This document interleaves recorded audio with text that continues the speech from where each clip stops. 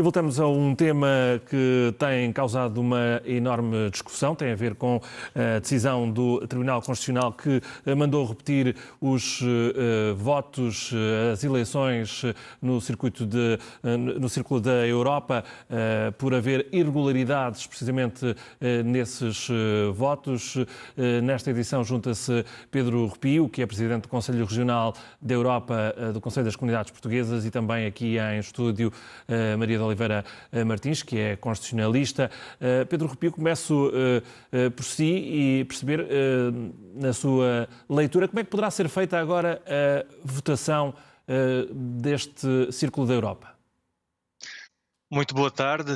Bem, eu acabo de ler uma notícia na comunicação social e aparentemente está-se a falar da data do 26 de março, 26, 27 de março, para que a Comissão Nacional de Eleições tenha tempo de organizar a repetição das eleições e, tendo em conta essa data, creio que a ideia é de, no Círculo da Europa, se poder votar com um voto postal.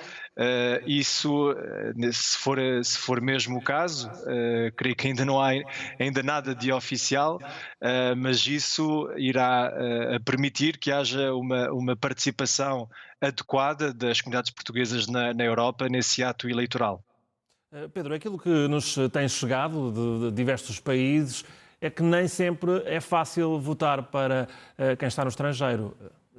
Confirma essa informação, tem-lhe chegado essas dificuldades?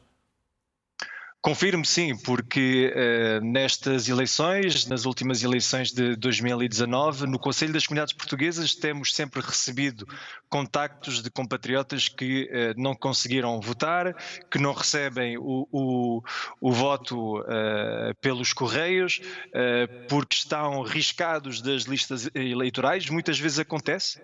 Pessoas que vão renovar o cartão de cidadão no consulado e que acabam por ser riscadas das listas eleitorais sem se aperceberem disso. Também há outros casos de pessoas que pensam estar recenseadas no estrangeiro, mas que estão recenseadas em Portugal porque têm a morada de Portugal no cartão de cidadão, em vez de terem a morada da residência no estrangeiro no cartão de cidadão. E também haverá outras pessoas que têm tudo em ordem, que têm a morada estrangeira no cartão de cidadão, que estão recenseadas e que mesmo assim, infelizmente, não receberam o boletim de voto em casa. Também há essas situações. Por isso, embora haja também melhorias que têm que ser relatadas, porque se nas últimas eleições de 2019 votaram 158 mil portugueses no estrangeiro, desta vez houve um aumento de praticamente 100 mil pessoas, portanto estamos na ordem dos 257 mil votantes. Isso também tem que ser referido, porque há também algumas recomendações do CCP, do Conselho das Comunidades Portuguesas, que foram ouvidas pelas autoridades competentes e quando isso acontece podem-se observar essas melhorias. Agora também houve falhas, como se sabe, e espero que muito em breve haja uma revisão eleitoral que permita que essas falhas não voltem a acontecer no futuro. Há pouco falou da questão que tem a ver com a morada errada, que impede muitos imigrantes de votar. Alterar essa morada, do ponto de vista logístico, é fácil? É complicado porque atualmente, já sem a pandemia, não era fácil ter um acesso a um consulado, porque é preciso uma marcação prévia em muitos casos, é preciso esperar bastante tempo e isso afasta muitas pessoas de fazerem, não têm sempre a possibilidade de ir ao consulado para uma simples mudança de morada. Por isso, e agora com a pandemia, ainda mais se complicou essa tarefa. No meu caso, pude fazê-lo online, isso é uma boa alternativa que existe hoje. uma alternativa que deveria ser muito mais comunicada pelas autoridades competentes. Isso também já foi por várias vezes recomendado pelo Conselho das Comunidades, que haja maior comunicação sobre essa possibilidade e de alterar a morada do cartão de cidadão online e de renovar online o cartão de cidadão, mas infelizmente ainda há muitas pessoas que desconhecem essa possibilidade, mas isso claramente que podia ser uma alternativa à situação que vivemos hoje de não conseguir facilmente uma marcação no consulado. Já voltamos a falar. A nossa convidada também já aqui tive a ocasião de anunciar. Maria de Oliveira Martins é constitucionalista. Boa tarde, obrigado pela sua presença também. Tem-se falado muito da necessidade de alterar a lei e tem-se falado também de que os requisitos legais são muito complexos e nem sempre fáceis de pôr em prática. Tivemos agora um depoimento nesse sentido. Mas provavelmente, por muita reflexão que se faça agora e alterações que se possam vir a fazer, não se vão refletir nestas eleições, muito dificilmente. Não, nestas eleições já não se vão refletir. É importante rever a lei eleitoral, até porque a lei é de 1976. É uma lei muito rígida, anacrónica, em muitos aspectos. Por exemplo, um dos aspectos que tem sido mais referido, o dia de reflexão, num momento em que já não faz sentido.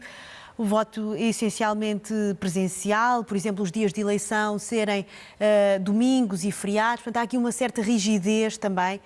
Este aspecto em particular é um aspecto que tem a ver com esta rigidez da lei, sobretudo aqui nesta solução de repetição do voto. A repetição do voto tem que ser feita nos termos da lei no segundo domingo a seguir à declaração de nulidade e este é um mecanismo claramente pensado para as votações presenciais. Esta votação por correspondência foi inserida numa das revisões da lei eleitoral e, de facto, não se fez o ajustamento desta consequência da declaração de nulidade para esse voto dos imigrantes. Ajude-me a perceber, porque eu li de uma associação, também somos portugueses, que dizia que a lei tinha contradições em 2 artigos. Que as eleições, por exemplo, tinham que se repetir um mês após as últimas eleições, portanto, a 27 de fevereiro, neste caso seria a 27 de fevereiro, mas a mesma lei diz que o voto via postal tem que ser com antecedência de um mês. Logo à partida, isto seria impraticável.